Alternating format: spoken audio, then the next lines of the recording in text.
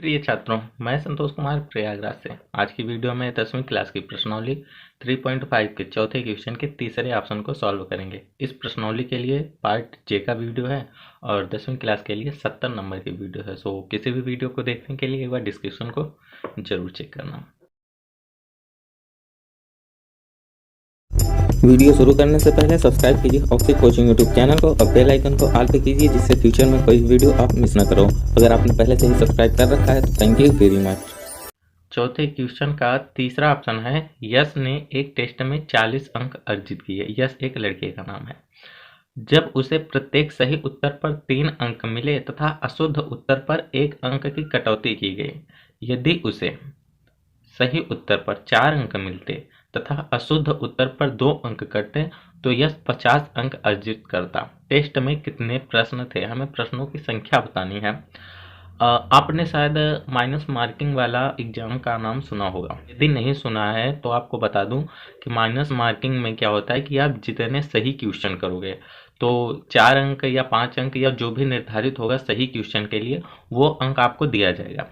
और यदि आप जितने भी गलत क्वेश्चन करोगे उतने अंक आपसे काट लिए जाएंगे। यानी कि मान लो आपने 40 अंक प्राप्त किए हैं और आपने 5 गलत अंक क्वेश्चन कर लिए तो आपके 5 नंबर घटा दिए जाएंगे, तो टोटल आपको 35 नंबर दिया जाएगा। या फिर जितने भी निर्धारित किए जाएंगे कि गलत प्रश्नों के लिए कितने अंक हम काटेंगे, उस हिसाब से ऐसा होता है। समझ में आया माइनस मार्किंग? अब हम क्वेश्चन पे आते हैं। तो हम सिंपल शुरुआत करें यदि यहाँ से हल, तो हम सर्वप्रथम ये मान लेते हैं कि उसने कितना सही प्रश्न किया था। प्रश्न कुल कितने प्रश्न थे वो तो बात की बात है, हम सर्वप्रथम ये देखते हैं कि सही प्रश्न उसने कितने किया था। तो हम यहाँ पे लिखते हैं माना सही प्रश्नों की संख्या, यानी यश ने जो भी टेस्ट में कितने सही प्रश्न किए, सही प्रश्नों की संख्या यक्स मान लेते हैं। बीजगणित का वाई लिख दिया यक्स। अब जब हमने सही प्रश्नों के लिए यक्स को मान लिया है तो गलत प्रश्नों को भी मान लेते हैं। तो यहाँ पे लिखते हैं तथा गलत प्रश्नों की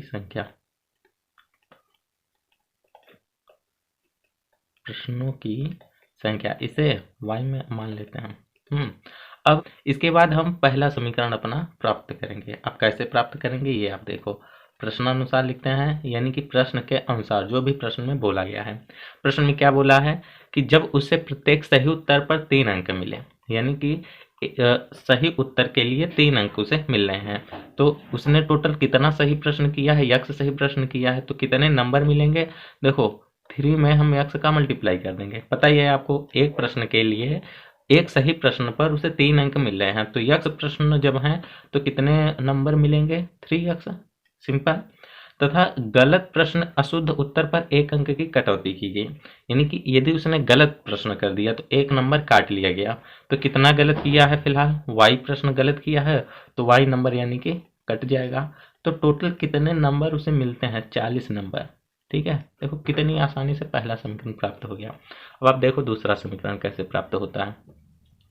आगे लिखा है कि यदि सही उत्तर पर 4 अंक मिलते हैं, चलो ये भी देख लेते हैं। तथा यदि सही उत्तर पर 4 अंक मिलते तो एक सही उत्तर के लिए 4 अंक मिलते, तो यक्स सही उत्तर के लिए 4 यक्स टोटल कितने नंबर मिलेंगे, 4 यक्स। तथा एक गलत अशुद्ध उत्तर पर 2 अंक काटते, यानी कि यदि उसने एक गलत प्रश्न किया है तो 2 अंक काटेंगे। तो गलत कितने प्रश्न किया है y, तो उसके कितने नंबर कटेंगे, 2y। ओके, 2 का मल्टीप्लाई हो जाएगा, ये छोटी सी बात है, आपको जानना चाहिए। इधर हो जाएगा 2y इक्वल टू कितने अंक उसे मिलते हैं, 50 अंक मिलते हैं ना, तो हम इक्वल टू 50 लिख देते हैं। हम चाहें तो इसे ही समीकरण 2 मान सकते हैं, लेकिन यदि हम देखें तो इसमें 2 कॉमन बन रहा है। ठीक है, तो हम कॉमन ले लेते हैं 2। इधर क्या बचेगा, 2x और इधर यहाँ पे माइनस वाई इक्वल टू में ये 50। ये जो 2 कॉमन लिया है ना, इस 2 से इस 50 को काट देते हैं तो 25 आएगा। तो हमें समीकरण मिलता है 2x minus y equal to 25। अब हम इसे समीकरण 2 मानते हैं। हमने ऐसा क्यों किया, क्योंकि हम इन दोनों को विलोपन विधि से सॉल्व करेंगे, इसलिए समीकरण 1 और 2 हमने प्राप्त किया। अब यहाँ पे पहले समीकरण में से दूसरे को सिंपल घटा देंगे। तो यहाँ पे लिख भी लेते हैं कि समीकरण 1 में से 2 को घटाने पर हम चाहें तो डायरेक्ट घटा लें, मगर आपको समझ में आ जाए इसीलिए हम दोनों समीकरण को लिख लेते हैं। पहला है 3x minus y equal to 40, 3x minus y equal to 40। दूसरा है 2x minus y equal to 25, 2x minus y equal to 25 ये है। अब दूसरा समीकरण घटा रहे हैं तो इसीलिए दूसरे समीकरण में जितने भी पद हैं सभी का चिन्ह बदल जाएगा। ठीक है, अब देखते हैं 3x इधर है और माइनस 2x इधर है, तो 3x में से माइनस 2x घटाएंगे तो x आएगा। y तो बेचारा कट जाएगा क्योंकि ऊपर माइनस है और नीचे प्लस में। अब इधर देखो 40 में से 25 को घटाएंगे तो 15, यानी कि उसने कितने प्रश्न सही किए थे? 15 प्रश्न सही किए थे। यहाँ तक हो गया। अब x का जो भी मान प्राप्त हुआ है इसे हम समीकरण 1 या 2 किसी में भी रखते हैं, तो समीकरण 2 में ही रख देते हैं। ठीक है, तो लिख भी देते हैं कि समीकरण 2 में x का मान रखने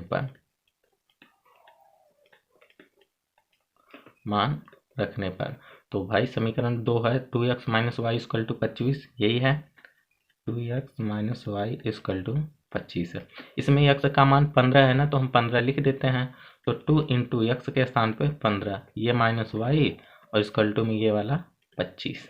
आगे जब इसे हम और सॉल्व करें तो 15 दूना ये हुआ 30 माइनस वाई इक्वल टू 25, ये 30 उधर ट्रांसफर करते हैं तो माइनस वाई इक्वल टू 25 में से 30 घटेगा। अब आपको देखो माइनस वाई इक्वल टू 30 में से 25 घटाएंगे उल्टा तो माइनस 5 आएगा, तो minus y equal to minus 5, तो वाई इक्वल टू 5 क्योंकि माइनस माइनस कट जाएगा। आप देख रहे हो वाई का मान 5 प्राप्त हो गया तथा x का मान 15 प्राप्त हुआ ही था, यानी कि उसने सही कितने प्रश्न किए थे? 15, तथा गलत प्रश्न कितने किए? 5। ठीक है, तो हम यदि लिखे हैं यहाँ पे, अभी देखो उत्तर नहीं आया है, हम डायरेक्ट लिखते हैं अतः सही प्रश्न उसने किए हैं 15 तथा गलत प्रश्न कितने किए हैं? मैं गलत क्यों लिख दिया यहाँ पे?